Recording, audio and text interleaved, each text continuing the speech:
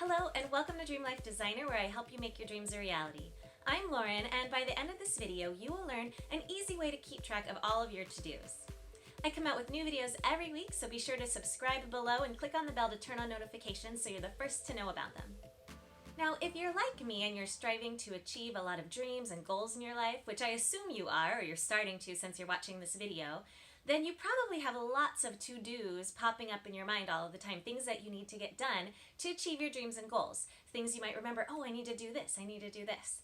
There are many ways to organize these to-dos that pop up in your mind, so I'm going to share with you one that I find very useful that I'm using right now. I like to try out different ways of tracking to-dos, so I recommend you also try out some different ways, so give this one a shot and see how it goes for you.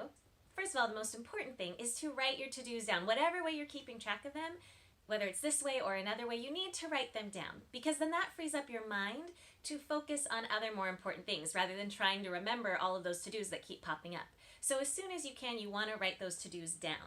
Now, there was a time in my life where I just kind of wrote my to-dos wherever I found a spot to write them down, and then I'd have little pieces of paper everywhere, lists in random different places, and I'd lose track of some, or they'd get buried under other ones. It'd be kind of cluttery and messy. And so, yes, I was writing those to-dos down, but it wasn't in the most helpful way or the most systematic way. So if that's your struggle, hopefully this video will help you out. I've tried many different approaches since then to be more organized with my to-dos, and the one I'm sharing with you is the one that I currently am using. So if you write your to-dos down anywhere, in random different spots, it can still be really hard to remember them and follow through with them. You might lose track of them, you might forget about them, you might lose what you wrote them on. So that's not the best way to write them down. It's better than keeping it all in your head, but it's still not the best approach.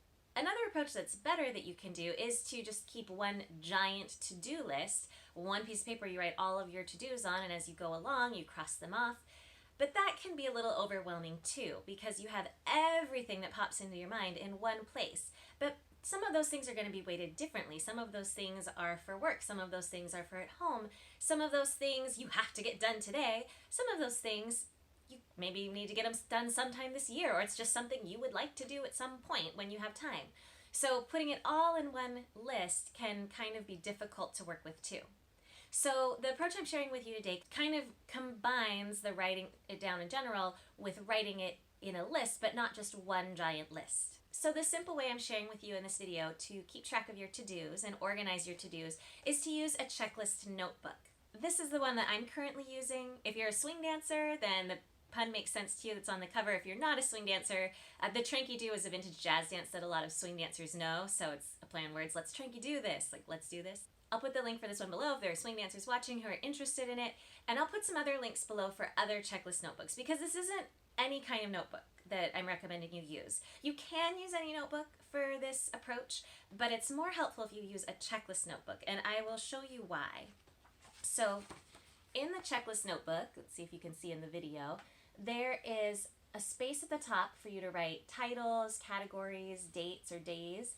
Down the side, there's checklist boxes already made, and then the lines to go with those, and it's the same thing on each side of the book. And this is really helpful because it's already kind of laid out to organize. You don't have to go through and make that format in your notebook. Again, you could use any notebook for this. I just find it really helpful to have one that's already pre-formatted, kind of pre-organized for me, so I can just go add in what I want to add into it. You can use the checklist notebook then to organize your to-do list in ways that make sense to you. So I'll share with you how I do it. You might even expand on this and do it a little bit differently than the way I'm doing it. But I group my to-do list into kind of general areas of life. Like I have a to-do list, I'll take 2 pages, right, and maybe just write the title here because I'll probably have a lot of to-dos for that list. But if I'm making things for Dream Life Designer, right, my to-dos for these videos, for the other things related, I might just have Dream Life Designer at the top and then write any to-dos that come to mind in those lists, big things, small things on that list. And then I have another list, actually I can show you one. Let's see, another one's like dance related things because I run a dance team and have dances. So I have a dance list, and you can see I've already checked off a lot of things in this page here. So I create those categories like work, dance, home, miscellaneous, and then I can, as I come up with to-dos, add them into those specific lists.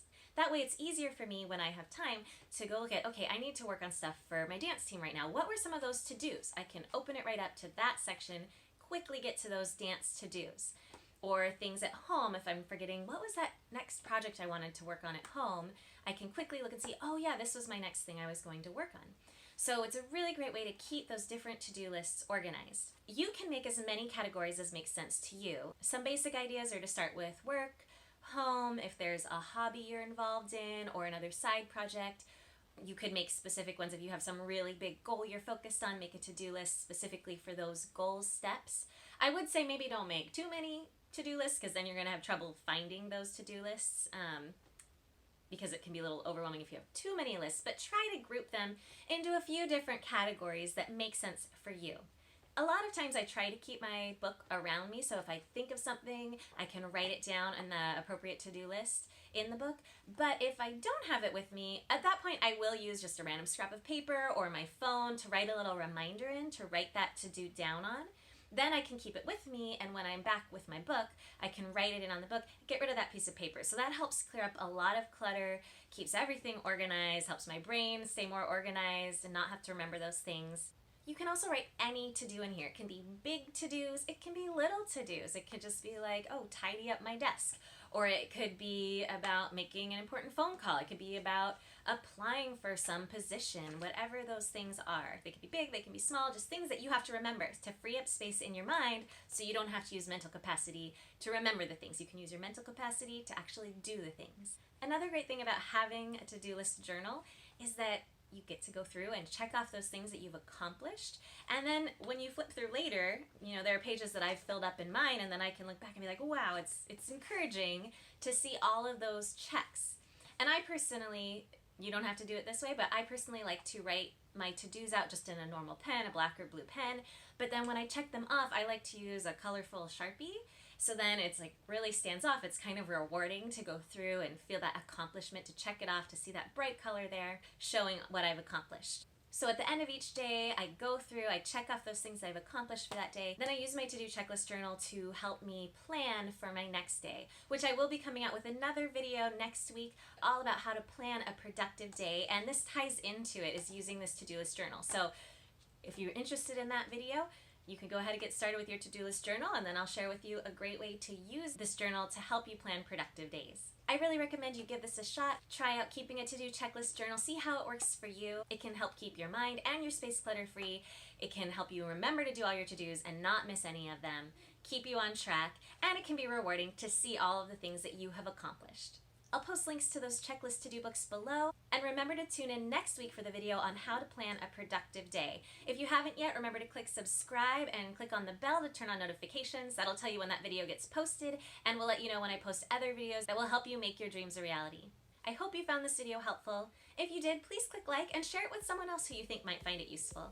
Thanks for watching, and I'll see you next time.